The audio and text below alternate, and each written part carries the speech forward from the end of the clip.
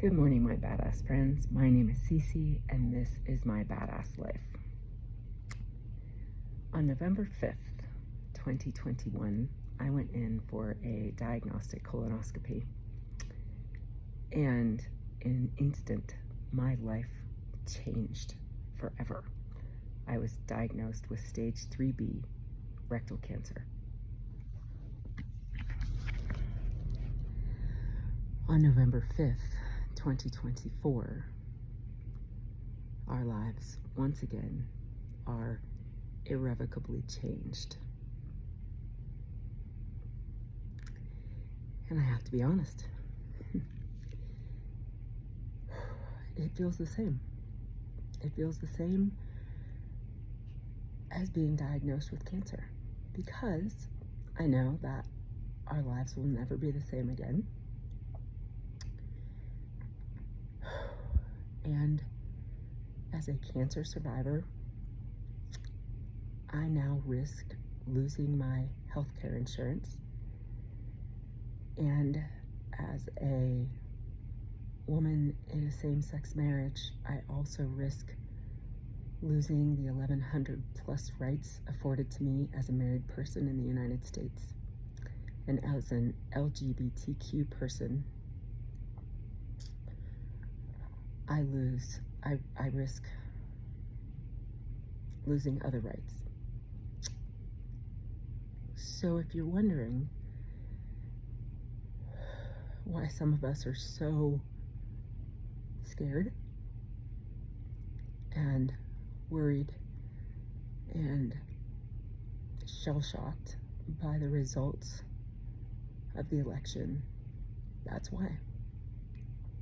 And I recognize that many people who haven't walked in the shoes of diversity or haven't walked in the shoes of cancer will never understand why some of us are afraid today. But that's why. If you're not familiar with the Affordable Care Act, most people think it's poor people's insurance. It's actually not. The Affordable Care Act provides insurance, paid insurance. I pay for my insurance handsomely, by the way. It provides insurance to anyone in the United States whose employer doesn't offer insurance, who is self-employed, or those who are in the gap years between retirement and Medicare. And that has been said that it will go away.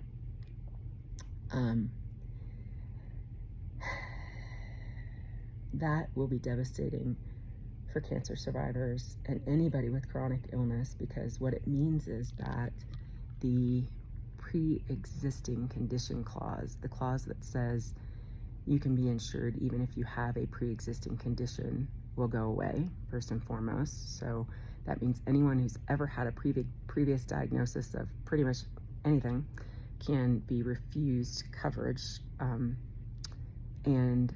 then the the lifetime maximum caps for insurance will come back, which back in the day, if you're not old enough to remember, I remember, I think my very first insurance policy, my very first health insurance when I started working, I think I had a $500,000 maximum lifetime cap. So think about how easy it is to spend $500,000 in the healthcare system. That's only half a cancer diagnosis. And that's if the cancer is curable. And then I remember by the time I finally stopped working in corporate America, I think and before the law changed to remove the lifetime caps, I think my lifetime cap was $2 million. My cancer care alone was probably at least $1 million. I know that actually it was more than that now that I think about it. And because now we're also talking about surveillance. So anyway, I digress. My point is that many Americans are now facing life without health insurance, and it's not just poor Americans, and it's a big deal. But the poor will be the most impacted, because what happens when you don't have health insurance means that all of your health care is an out-of-pocket expense. So how can anybody afford that? They can't. And basically, it's just going to be financially devastating for so many people, and that will ultimately affect the economy. There's a trickle-down effect to everything. And for those of us who fear for our safety, that's a big deal too.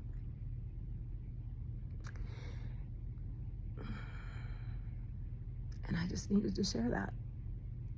That's why people are upset. But America has spoken. And I can't say that I feel good about what America looks like in the mirror right now, in terms of the level of anger and hate and fear, and it's not the America that I ever thought I'd live in. It's not the America that I grew up in. And I don't know where we go from here, to be honest. On that November 5th, 2021 date, before we got the official diagnosis, but once we knew there was a tumor, we called it we called it Black Friday, because we spent the weekend in a puddle of tears. And yesterday felt a lot like that for us. We don't know what's in store for us. I can tell you, we've read Project 2025, and now we know that that is part of the agenda. So if you haven't read it, maybe it's time, at least so you can be prepared and you know what's coming. That's all I have for today. I love y'all. We need to love each other through this. I hope it's enough.